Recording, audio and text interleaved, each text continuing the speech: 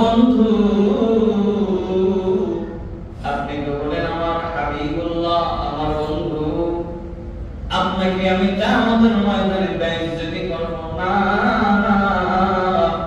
ভাইরা আমার, বাবাজিরা আমার, যত নবী কিংবা রাসূলগণ দুনিয়ার জমিনে আগমন করেছেন, প্রতিটা নবী রাসূলকে আল্লাহ তাআলা একটা স্পেশাল দোয়ার মাধ্যমে দোয়া কবুল করার জন্য একটা সুযোগ করে দিয়েছিলেন। সুবহানাল্লাহ। সমস্ত নবী রাসূলগণ তারা দুনিয়ার জমিনের ভিতরে আল্লাহর কাছ থেকে চেয়ে নিয়েছেন, সুযোগ শেষ করেছেন। শুধু একজন নবী মাত্র সে সুযোগ হাতে রেখে দিয়েছে।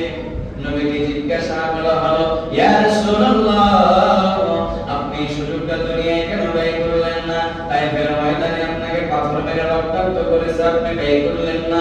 উহুদের ময়দানে আপনাকে কত কত বিক্ষত করেছে, ব্যয় করলেন না কেন? নবীজি, নবী আমার জবাব দেয়, উম্মতেরা শোনো, এই সুযোগ আমি কিয়ামতের ময়দানে আমার উম্মতের শাফাআত সুপারিশের জন্য আমি সেদিন আল্লাহর কাছে দোয়া করব।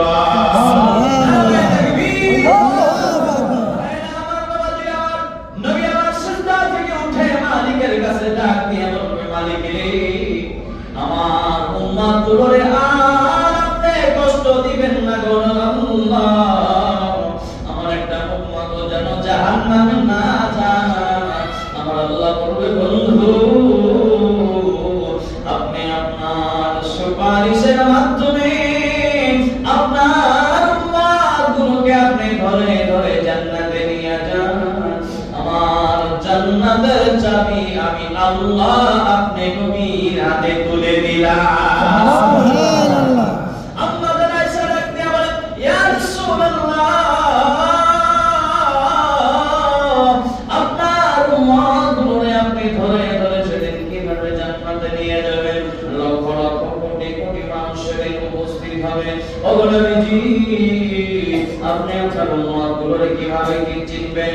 আম্মা জান আয়েশা সিদ্দিকা রাদিয়াল্লাহু তাআলা আনহার প্রশ্নের জবাব নবীজি বলল, আয়েশা রে, তোমার সামনে যদি 100 ঘোড়া ছেড়ে দেওয়া হয়, একটা ঘোড়া যদি 4 বকরওয়ালা ছেড়ে দেওয়া হয়, আয়েশা 100 ঘোড়ার ভিতর থেকে একটা 4 কপালওয়ালা ঘোড়াটা বাহির করা তোমার জন্য কি অসম্ভব কিছু হবে? আম্মা জান আয়েশা বলল, ইয়া রাসূল